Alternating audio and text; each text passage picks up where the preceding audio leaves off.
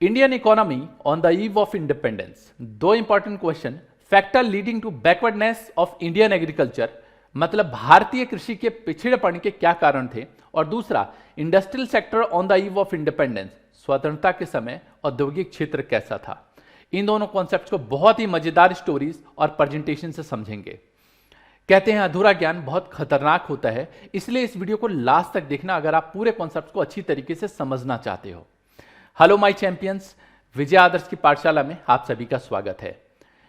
ये जो पहला क्वेश्चन है, factor leading to backwardness and stagnation of Indian agriculture, इसमें 3 पॉइंट है। इस तीनों पॉइंट को डिटेल में समझते हैं। सबसे पहले जो फर्स्ट पॉइंट है, यह है लैंड रेवेन्यू सिस्टम।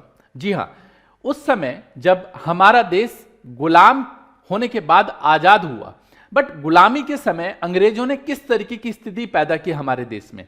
ज्यादातर जमींदार होते थे। आप सभी ने कमेंट में मुझे बताया कि सर आज भी हमारे देश में बटाई पे जो खेती है वो दी जाती है। बहुत सारे लोगों के पास जमीन ज़्यादा है और बहुत सारे बच्चों ने कमेंट में बताया भी मुझे कि सर हम गांव में हैं और गांव में आज भी हमारे यहाँ पे बटाई में खेती होती है। बिल्कुल सही कह रहे हो। जमींदारी प्रथा आज तो बहुत ना के बराबर है, लेकिन जब जमींदारी प्रथा थी तो ये मालिक हुआ करते थे जमीन के। अब आपको पता है कि जमीन के मालिक कौन है? जमींदार है, मतलब खेत उसके पास है। अब काम कौन करेगा यहाँ पे? तो किसान। तो किसान अपनी मेहनत करेगा, बीज डालेगा, पानी डालेगा, पूरी जी तोड़ मेहनत करेगा, लेकिन जो यहाँ पे फसल उगेगी, फसल का मोर देन 70 to 80% जो पार्ट है वो कौन ले जाएगा? ये जयसिंह, लैंडरोड, जमींदार, और 20% 20 to 30% जो पार्ट है वो किसान को मिलता है। आप समझो, लागत किसकी? किसान की। मेहनत कौन कर रहा है? किसान मेहनत कर रहा है, लेकिन ज्यादा से ज्यादा पार्ट कौन लेके जा रहा है? जमींदार। आपको लगता है कि वो किसान का एक तरीके से एक्सप्लॉइट, मतलब एक तरीके से यूं कह लो कि किसान जो है वो मतलब दबाया जा रहा है, उसको एक्सप्लॉइट किया जा रहा है ना। इस तरीके की सिचुएशन की वजह से जो हमारी कृषि थी, क्योंकि समझो ना कि ज्यादातर पार्ट तो जमींदार लेके जा रहा है, कम से कम पार्ट जो है वो किसानों के पास है। 2 वक्त की रोटी मिल जाए ना किसानों को, ये भी बहुत बड़ी बात होती है ना। तो ये जो जमींदारी प्रथा थी, इसकी वजह से भी हमारी जो कृषि थी वो बहुत पीछे थी। दूसरा है यहाँ पे second point, use of old technology. अगर टेक्नोलॉजी पुरानी होगी, मतलब पहले की बात करूं, जैसे टेक्नोलॉजी पुरानी थी, आपको भी पता है कि आज भी अगर हल से खेती करेंगे तो ज्यादा टाइम लगेगा या ट्रैक्टर से खेत को जोतेंगे तो? सिंपल सी बात है, अगर हल से खेत को जोतेंगे तो टाइम लगेगा। आज के टाइम में तो बड़ी से बड़ी जगह को भी ट्रैक्टर बुलवाते हैं किराए पे, और वो पूरा का पूरा जो खेत है वो जोत के चला जाता है। कम से कम पैसा लगता है, जल्दी फसल उगाने के लिए हम बीज तैयार कर सकते हैं, खेत तैयार कर सकते हैं, है ना। बट टेक्नोलॉजी उस समय पुरानी टेक्नोलॉजी थी। इरिगेशन फैसिलिटी ना के बराबर थी। आज ना इरिगेशन फैसिलिटी है, अगर कहीं पे मान लो कि बांध नहीं है, मतलब या यूं कह सकते हो कि कहीं पे नहर नहीं है ना, तो या कहीं पे मान लो नदी नहीं है, तो क्या होता है कि ट्यूबवेल के माध्यम से सिंचाई की फैसिलिटी है। बट उस समय सिंचाई की बहुत ज़्यादा प्रॉब्लम होती थी। कहीं तो बारिश बहुत ज़्यादा आ जाए, और अगर कहीं बात करें तो सूखा ही पड़ जाए तो फसल खराब हो जाता था। और तीसरी इंपॉर्टेंट बात, फर्टिलाइजर वो यूज़ नहीं करते थे, तो कई बार क्या होता था कि फसलों को कुछ बीमारी लग गई और पूरी की पूरी फसल जो है वो खराब हो गई। ये इसकी वजह से जो हमारा एग्रीकल्चर सिस्टम था वो पीछे था। देख सकते हो यहाँ पे कि भाई अगर यूज नहीं करोगे तीनों चीजों को, तो आपको पता है कि वो प्रोडक्शन नहीं मिलेगा जो प्रोडक्शन आज के टाइम में मिलता है। पिछली क्लास में हमने ये डिटेल में चर्चा की थी, टेबल के माध्यम से बताया था मैंने। और तीसरा और इंपॉर्टेंट पॉइंट है यहाँ पे, जो थर्ड पॉइंट है, वह कमर्शलाइजेशन ऑफ एग्रीकल्चर। ये जो अंग्रेज आए, अंग्रेजों ने क्या किया, जो फसल होता था उन फसलों का कमर्शलाइजेशन किया। इसका मतलब ये नहीं कि जो सामान उग रहा है उसको बेचने में यूज किया जाए, नहीं। इन्होंने क्या किया, उन फसलों पे ज्यादा जोर दिया जो एक तरीके से इंडस्ट्रीज में यूज किया जाता है। मतलब जैसे कि कपास की खेती से आपको पता है ये जो कपड़ा है, ये जो धागा है वो बनता है, तो कपास की खेती पे ज्यादा बल दिया गया। उस समय नील की खेती पे ज्यादा बल दिया गया, है ना। तो जो production of wheat and rice, जो एक मेन समझ सकते हो कि भाई खाने पीने में यूज होता है, उसको ही इन्होंने ना के बराबर करवाया। और किसानों को बोला कि ज्यादा से ज्यादा कमर्शियल प्रोडक्ट बनाओ, और कमर्शियल प्रोडक्ट बोल रहा हूं, कमर्शियल क्रॉप्स उगाओ। और नील की खेती इसमें सबसे ज्यादा हुई, नील की खेती सबसे ज्यादा की गई। इसके अलावा जैसे मैंने बोला कि कपास की खेती, और भी डिटेल में आगे चल के देखना, बहुत सारे पॉइंट्स मैंने लिखे हुए हैं। तो ये मेन 3 वजह है जिसकी वजह से इंडियन एग्रीकल्चर पीछे रह गया। पहला पॉइंट क्या बताया हमने आपको, लैंड रेवेन्यू सिस्टम, भू राजस्व प्रणाली, दूसरा यूज ऑफ ओल्ड टेक्नोलॉजी, जो टेक्नोलॉजी थी वो पुरानी थी, और तीसरा है कमर्शलाइजेशन ऑफ एग्रीकल्चर। तो मुझे अगर ये तीनों के तीनों पॉइंट आपको याद हो गए तो नीचे जब लेक्चर खत्म हो जाएगा तो तीनों के तीनों पॉइंट मुझे नीचे लिख के बताओगे हेडिंग के साथ, factor leading to backwardness of agriculture at the time of independence, और तीन के तीन पॉइंट मुझे लिख के बताओगे। मुझे अच्छा लगता है जब आप लोग इस तरीके से नीचे कमेंट में रिप्लाई करते हो। नाउ जो सेकंड क्वेश्चन है वो काफी इंपॉर्टेंट है। सेकंड है इंडस्ट्रियल सेक्टर, मतलब जो भारत का औद्योगिक क्षेत्र था वो कैसा था। तो पहला है इसमें जो पहला पॉइंट है, और पहले से लेकर यहां पे टोटल 5 पॉइंट को डिस्कस करेंगे। पहला पॉइंट है डी इंडस्ट्रियलाइजेशन। ये क्या कहता है कि भाई उस समय आपको पता है इंडिया में हैंडीक्राफ्ट जो इंडस्ट्री थी वो पूरे वर्ल्ड में जानी जाती थी। अगर मैं नाम लूं यहां पे जो बिहार से बिलोंग करते हैं या ना भी करते हो तो जानते हैं कि बिहार में मधुबनी आपको पता है कि हस्तशिल्प के लिए बहुत ज्यादा जाना जाता है, और वहां पे हैंडीक्राफ्ट जो चीजें हैं वो आज भी पूरे वर्ल्ड में एक्सपोर्ट होता है वहां से, मधुबनी। तो इंडियन हैंडीक्राफ्ट जो सिस्टम था, मतलब एक तरीके से इंडस्ट्री थी, इस पूरे इंडस्ट्री को इन्होंने एक तरीके से ना के बराबर करने की कोशिश की, खत्म करने की कोशिश की। जो इनका मेन पर्पस था वो ये था कि रॉ मटेरियल इंडिया से लेके जाए बाहर, या इंडिया से एक तरीके से रॉ मटेरियल ले, इंडस्ट्री में उसको बनाए, और क्योंकि इंडिया की पॉपुलेशन आपको पता है वर्ल्ड की सेकंड लार्जेस्ट पॉपुलेशन आती है, उस समय भी इंडिया की पॉपुलेशन ज्यादा थी, तो यहां पे उस बने हुए माल को बेचा जाए। तो to get raw material at cheap rate, सबसे सस्ते से सस्ते दाम पे, ताकि इनको रॉ मटेरियल मिल सके, और उस रॉ मटेरियल से फिनिश गुड्स बनाएंगे और उसको बेचेंगे इंडिया में महंगे दाम पे, हायर प्राइस पे। तो इसकी वजह से क्या हुआ कि इंडस्ट्रियल सिस्टम जो है आपको पता है कि मेन इन्होंने यूज किया इंडस्ट्रीज को अपने फायदे के लिए, है ना। फर्स्ट पॉइंट डी इंडस्ट्रियलाइजेशन, मतलब जो हमारे यहां पे जो इंडस्ट्री चलती थी उसको इन्होंने बिल्कुल खत्म करना चालू किया और अपनी इंडस्ट्रीज को लगाना चालू किया। दूसरा पॉइंट है यहां पे competition from machine made product, man made से मशीन मेड पे इन्होंने पहुंचाने की कोशिश की। कैसे? जो ये ब्रिटेन था, जो अंग्रेज थे, इन्होंने क्या किया, मशीनों से प्रोडक्ट बनाना चालू किया। अब मशीनों से प्रोडक्ट बनेगा तो सिंपल सी बात है सस्ती होगी और क्वालिटी एज कंपेयर टू ज्यादा होगा। जैसे सर्दियों के दिनों में, आजकल तो ना के बराबर हो गया है, लेकिन पहले क्या होता था, दादी, नानी, मम्मी घर में क्या करते थे, स्वेटर हाथ से बुनते थे। आपको पता है वो स्वेटर जो है महीने 1.5 महीने में तैयार होता था। आज के टाइम पे तो मशीनें हैं, है ना, और उन मशीनों का इस्तेमाल करके एक दिन में कई सारा प्रोडक्शन निकाल लेते हैं। सस्ता पड़ता है क्योंकि लेबर सस्ती हो जाती है, और मशीन जो है वो जल्दी जल्दी काम करेगा, तो लेबर कॉस्ट क्या होती है वहां पे कम होती है। जैसे एग्जांपल दूसरा देता हूं, जैसे हम लोग लेक्चर्स बनाते हैं, ये पूरा का पूरा लेक्चर आज से नहीं, पिछले 12 साल से हम लोग ऑनलाइन में हैं, जैसे पता भी है आप लोगों को, और 2012 से हमने ऑल ओवर इंडिया में अपने जो लेक्चर है वो देने चालू किए। बट स्टार्टिंग में इवन पिछले साल तक जो हमारे लेक्चर की कॉस्ट थी वो बहुत ज्यादा थी। बट अभी जो ये हम लोग लेक्चर लेते हैं, इसको यूं समझो कि मतलब एक तरीके से आपके ट्यूशन की 3 से 4 महीने की फीस के बराबर पूरे साल का लेक्चर हम लोग दे देते हैं बच्चों को। मोबाइल एप्लीकेशन में ये सब हमने दे रखा है। इतनी कम फीस में पूरे विजुअल नोट्स, एक तरीके से ये जो नोट्स देख रहे हो वो hand written notes, theory notes, पता नहीं क्या क्या उसके अंदर मिल जाता है। यही अगर समझो कि एक पर्सन आएगा और इतने सारे जो बच्चे हैं ऑल ओवर इंडिया में पढ़ रहे हैं, यही अगर मैं 1-to-1 सेशन पढ़ाऊं तो कितनी जगह पढ़ा सकता हूं। जैसे आप लोग ही पढ़ रहे हो, यूट्यूब से पढ़ रहे हो, तो ये लेक्चर बाद में भी पढ़ा रहेगा, बाद में भी बच्चा देख सकता है इसको, है ना।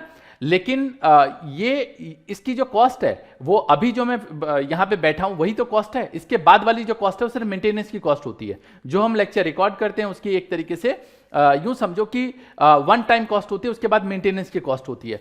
तभी हम लोगों की जो लेक्चर है इतने कम प्राइस पे हम बच्चों को दे पा रहे हैं, है ना। तो ये कैसे संभव हो पाया? मशीनों के थ्रू। चलो खैर वापस आते हैं। तो मशीन से जो गुड्स बनाया जाएगा वो सस्ता होगा, थोड़ी सी क्वालिटी अच्छी होगी। बट इंडिया में हैंडीक्राफ्ट जो प्रोडक्ट है, जो हैंड से बनेगा, वो महंगा होगा। क्वालिटी की अगर बात करें तो उतनी अच्छी क्वालिटी शायद ना मिले, इसकी वजह से उसका जो प्राइस है वो हाई होगा। और ज़्यादा प्राइस होने से आपको पता है कि वो जो लोग हैं, बहुत सारे लोग इसको नहीं खरीद सकते हैं। तो ये जो एक तरीके से इशू है, इसकी वजह से जो मशीन मेड प्रोडक्ट था वो ज़्यादा आया, और हैंडमेड प्रोडक्ट जो हाथों से बनाने वाला प्रोडक्ट था वो कम से कम चलन में आया। और इंडिया में, क्योंकि आपको पता है कि इंडिया में एक हैंडीक्राफ्ट जो था वो सबसे ज्यादा था, जो धीरे धीरे धीरे धीरे धीरे धीरे कम होता चला गया। नाउ थर्ड है न्यू पैटर्न ऑफ डिमांड। आपको पता है आज के टाइम में जो जीन्स का चलन है और वेस्टर्न कल्चर को अपनाने का जो चलन है वो बहुत ज़्यादा बढ़ गया। आज के टाइम में देखो जो वेस्टर्न कल्चर है वो बहुत ज़्यादा चालू हो गया, तो वेस्टर्न कल्चर को ज़्यादा लोग अपनाने लग गए, है ना। और उसकी वजह से जो ब्रिटिश कल्चर था वो अपनाने की वजह से जो ब्रिटिश के जो एक तरीके से बनाए हुए गुड्स थे उसको ज़्यादा से ज़्यादा यूज़ किया जाने लगा। मतलब एक तरीके से नया क्लास ही इमर्ज हो गया, है ना। उनका टेस्ट जो है वो बदल गया और उन्होंने वेस्टर्न लाइफस्टाइल को एडॉप्ट करना चालू कर दिया। बताता हूं एक कहानी। जब मैगी इंडिया में आई तो उनकी बहुत बुरी हालत हो गई। मैगी को वो इंडिया में लॉन्च तो किया उन्होंने, लेकिन सेल नहीं हो पा रही थी। उनको समझ नहीं आ रहा था यार, जो इंडिया के लोग हैं वो सुबह उठते ही भाई साहब इसको तो नाश्ते में रोटी चाहिए, सब्जी चाहिए, जबकि ये कह रहे थे कि भाई नाश्ते में हम कुछ ऐसा प्रोडक्ट बना के दें जिससे हमारी सेल बढ़े और हमारी कंपनी आगे बढ़े। लेकिन इंडिया का जो सिस्टम था वो आपको पता है कि आज भी सुबह उठते ही हमें चाय ब्रेड चाहिए होता है ना। और उसके बाद आज भी उसके बाद क्या करते हैं, हमको नाश्ता चाहिए, है ना। लेकिन ये जो नेस्ले जिन्होंने मैगी लॉन्च की उनकी बहुत बुरी हालत हो गई। इन्होंने काफी रिसर्च किया, रिसर्च करने के बाद देखा यार कि ये तो नॉर्मली मैगी बिक नहीं रही है। तो इन्होंने क्या किया, इन्होंने एक तरीका अपनाया। इन्होंने कहा कि एक काम करो, यहां पे जो लोग हैं उसको किसी तरीके से लालच तो देना पड़ेगा। तो इन्होंने कहा थोड़ा काम आसान कर दो। इन्होंने स्लोगन बनाया बस 2 मिनट्स इन मैगी। आपको पता है डियर, 2 मिनट्स में मैगी बनता नहीं है। आप भी घर में बना के देख लो, बनेगा नहीं, है ना। सिर्फ पानी उबाल के सिर्फ डाल दो, है ना। लेकिन मैगी में बहुत सारे एक्सपेरिमेंट्स तुम लोग करते हो तो 5, 7, 10 मिनट तो जाते ही हैं। बट वो 2 मिनट का स्लोगन मैगी को हिट कर दिया और आज मैगी धड़ल्ले से खूब बिकती है ना। और कुछ भी चाहिए आपको नूडल के नाम पे, मतलब नूडल चाहिए, मैगी एक तरीके का नूडल है, लेकिन नूडल चाहिए तो जाते हो तो बोलते हो मैगी दे दो। इतना ज्यादा हो गया। ये वेस्टर्न कल्चर को हमने अपनाया। आज बर्गर, पिज्जा, ये सब क्या है, मोमोज, ये सब क्या है, ये सब हमारे इंडिया का थोड़ा ना है, लेकिन हम इसको एडॉप्ट करें। हमारे यहाँ का तो समोसा खाते हैं हम लोग, है ना। तभी हमारे एग्जाम्पल जो ज़्यादातर होते हैं वो समोसे के होते हैं। नाउ तो जो वेस्टर्न लाइफस्टाइल है उसको अपनाने की वजह से जो डिमांड है, इंडियन गुड्स की डिमांड घट गई और जो ब्रिटिश प्रोडक्ट है इसकी डिमांड बढ़ गई। आज के टाइम पे आप देखोगे समोसे कितने लोग खाने जाते हैं।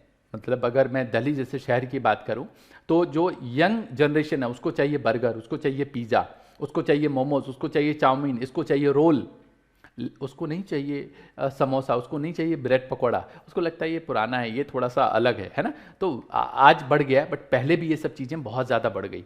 तो वेस्टर्न कल्चर बढ़ने की वजह से जो ब्रिटिश प्रोडक्ट था उसकी डिमांड बढ़ गई और इसकी वजह से जो इंडियन प्रोडक्ट था वो कम हो गया। और आपको पता है जो इंडिया के जो गुड्स थे, एक तरीके से बनाने वाली इंडस्ट्री, वो धीरे धीरे खत्म होती चली गई। एक और एग्जांपल देता हूं मैं आपको। जो पहले बल्ब्स थे, जो ये आप देखते हो, वो बल्ब नॉर्मली फिलामेंट वाले होते थे बल्ब, है ना। हो सकता है गांव में आज भी यूज किए जाते हो। 100 वाट के बल्ब, 50 वाट के बल्ब, 200 वाट के बल्ब, वो इंडिया में बनते थे। सूर्या कंपनी बनाती थी, फिलिप्स की कंपनी बनाती थी। जैसे जैसे ये एलईडी आया तो इंडिया में एलईडी आपको पता है यार बनता नहीं है, क्योंकि सबसे सस्ता प्राइस कौन दे रहा है, चाइना वाला दे रहा है। तो सबसे सस्ते में चाइना वाला बेच रहा है, रोशनी भी ज्यादा है ना। तो इसकी वजह से क्या हुआ, उस प्रोडक्ट की डिमांड बढ़ी और ये जो बल्ब बनाने वाली कंपनियां थी, ट्यूबलाइट बनाने वाली कंपनियां थी, वो उनको मजबूरी में चाइना से माल मंगवाना पड़ रहा है। कुछ कंपनी तो बंद ही हो गई, जैसे सूर्या कंपनी, बल्ब देखते हो अब नहीं मिलता ना के बराबर बल्ब मिलता है। तो ये कहानी होगी। तो जो जिसकी डिमांड ही नहीं होगी मार्केट में, प्राइस ज्यादा होगा, तो कंपनी चलेगी नहीं। थर्ड पॉइंट मेरे ख्याल से समझ में आ गया होगा। नाउ फोर्थ पॉइंट है introduction of railways in India. India में रेलवे आया और रेलवे को लाने के पीछे मेन जो रीजन था वो ये जो अंग्रेज थे इनका मेन खुद का पर्पस था। क्या पर्पस था, ये सेल्फ इंटरेस्ट के लिए रेलवे को लेके आए इंडिया में।